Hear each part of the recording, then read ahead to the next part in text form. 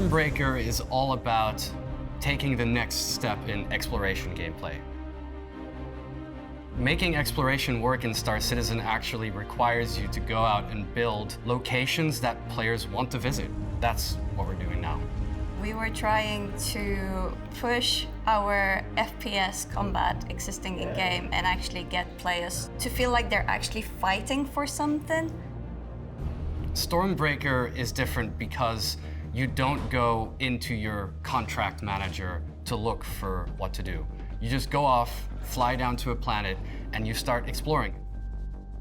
We wanted to lead players from place to place and make them question what they're seeing.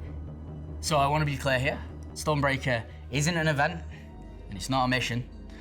It is a sandbox activity. It will be persistent, it will keep happening. Every single patch you can come back and you can run this over and over and over again, just like you can the Align and Mine sandbox activity.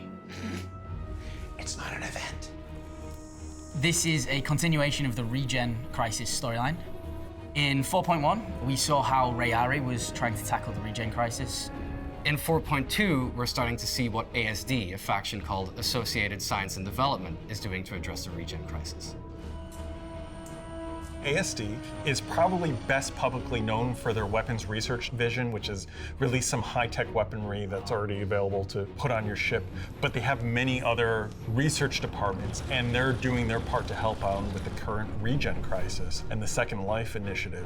They're diving into trying to fix the problem with imprints and regen. So it'll be interesting to see what solutions they propose. Now, over the years, ASD has gained a little bit of a reputation for maybe pushing things a tad too far. One of their weapons was known for the particularly gruesome effect it had on people it was targeted on, which gained them a bit of a reputation across the Empire for maybe pushing science a little bit farther than they should. Stormbreaker will start with these data facilities that you will find on Pyro 4. This is where ASD is storing a lot of their data. So you'll find a bunch of servers, and this is actively being guarded by security forces, which means you gotta land your ship somewhere where it's safe and then make your way down on foot. ASD does not want you there. They will be quite upset that you're trespassing. So if you want to explore the facility, you'll have to fight your way in. You'll find quite a few places in the facility that aren't that easy to get into. As you explore as a player, you will encounter a new type of Thor Access, the Loadout Scanner. You will need to kill the enemies in the area to try to pass as one of them wearing their outfit. It is just a simple door, but with this new mechanic, you can feel like Indiana dressing as the enemies and going inside the enemy lines. Access granted. As you explore deeper into the facility, if you pay attention to your environment, you'll notice a number of different places and rooms that require a bit of extra effort to get into. There will be unique loot, and the more of the facility guards you relieve of the ability to go home and say goodnight to their children, you will slowly find the first piece of the puzzle that you'll need to finish this entire loop. So if you discover the secrets that we've hidden and you've taken care of the environment, you've found the information, you've read through the information, you've listened to the information, you might find that your journey takes you to Pyro 1. Once you arrive at Pyro 1, there's one thing you'll immediately notice: a huge storm.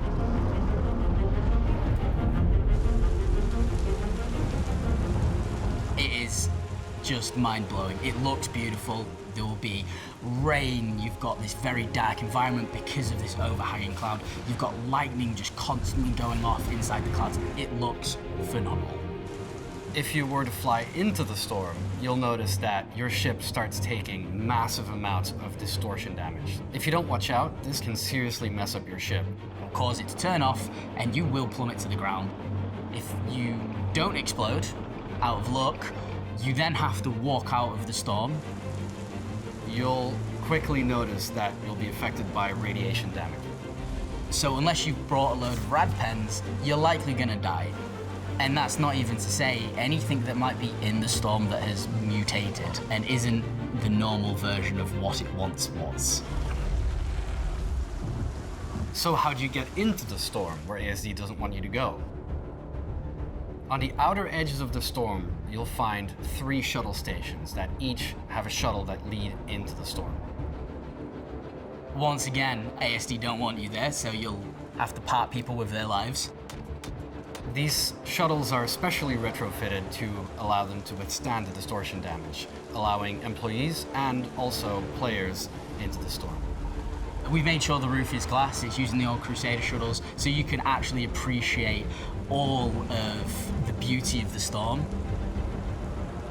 This is where some of the weather system improvements come in that we've been working on, where you'll see rain hitting the windshield, lightning outside, and thunder in the distance.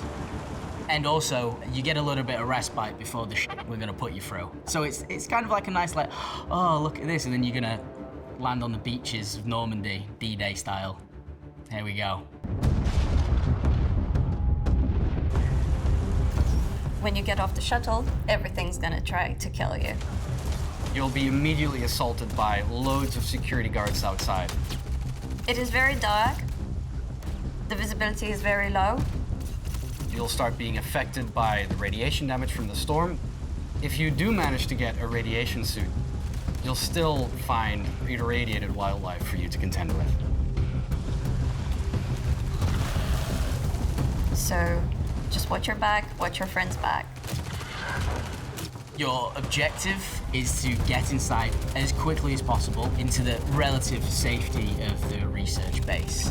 Once you're inside this facility, that's where Stormbreaker really begins.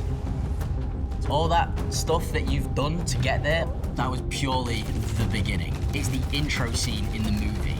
You've not even hit the movie yet. Inside, you'll find danger, mystery, great loot, Death, action, cruelty. audio logs, finally an alternative to reading, Hello. Here we go. new ways to open doors, which doesn't seem exciting, but we really are excited about it. I'm really excited to see you playing with this new mechanic. You're gonna find irradiated things. Eggs, babies, screaming, They might all be connected. the horrors of science run amok. You can find new battle vehicles that can only be earned in game.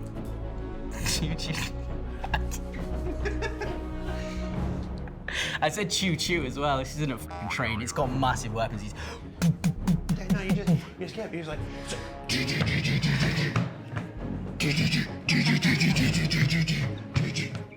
it's cool. Yeah, it's cool. He's got the acting qualification, I don't. I want players to feel something different to what they've been feeling when playing Star Citizens. I want them to be hyped for every bit of the mystery that they are trying to discover and all of the clues that they get right. I think it's going to be an amazing patch. We've all been working very, very hard. We've got VFX, lighting, audio, all of that is coming together to create the biggest, baddest content that you've seen in Star Citizen so far. It's going to be cinema, as Zach would say. I'm really excited for you all to play it. I'm really excited to see you all discover it. And the story doesn't end here. It really gets messed up in August. It's really cool. I want to tell you everything. So stop watching the video and go play the game. Yeah, go play the game.